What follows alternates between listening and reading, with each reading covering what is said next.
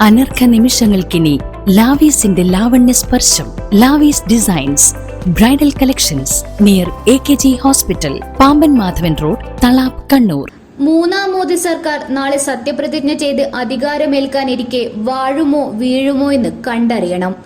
സഖ്യകക്ഷികളുടെ മേധാവിത്വത്തിന് വഴങ്ങേണ്ടി വരുന്ന മൂന്നാം ഊഴത്തിൽ പ്രധാനമന്ത്രി നരേന്ദ്രമോദി BJPയുടെ നയങ്ങളിൽ വിട്ടുവീഴ്ച ചെയ്യേണ്ടി വരും.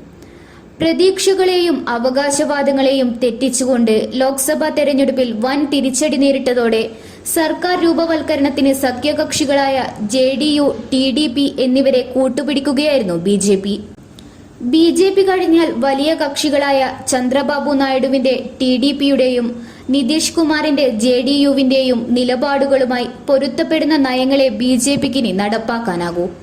പ്രതിപക്ഷം ഏറെ എതിർത്ത അധികാരത്തിലെത്തിയാൽ റദ്ദാക്കുമെന്ന് പറഞ്ഞ പുതിയ സേനാ റിക്രൂട്ട്മെന്റ് പദ്ധതിയായ അഗ്നിപത്തിൽ JDU കുരുക്കിട്ട് കഴിഞ്ഞു. JDUവിന്റെ ആവശ്യം പ്രതിപക്ഷ കക്ഷികൾ ഏറ്റെടുക്കുകയും ചെയ്തു.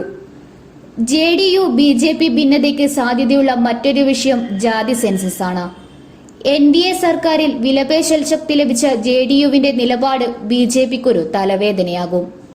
BJP കടുംപിടുത്തം ഉപേക്ഷിക്കുകയോ JDUവിനെ അനുനയിപ്പിക്കുകയോ ചെയ്യേണ്ടി വരും.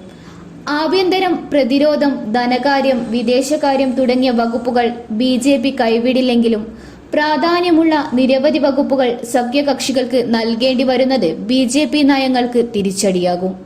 ഇത്തവണ കെടുകാര്യസ്ഥിതിയുടെ സൂചികകൾ തിരുത്തപ്പെടുമോ അതോ മുൻഗണന രാഷ്ട്രീയ അജണ്ടകൾക്ക് തന്നെയാകുമോ? കണ്ടറിയാം. ഇന്നറിയാൻ കണ്ണൂർ.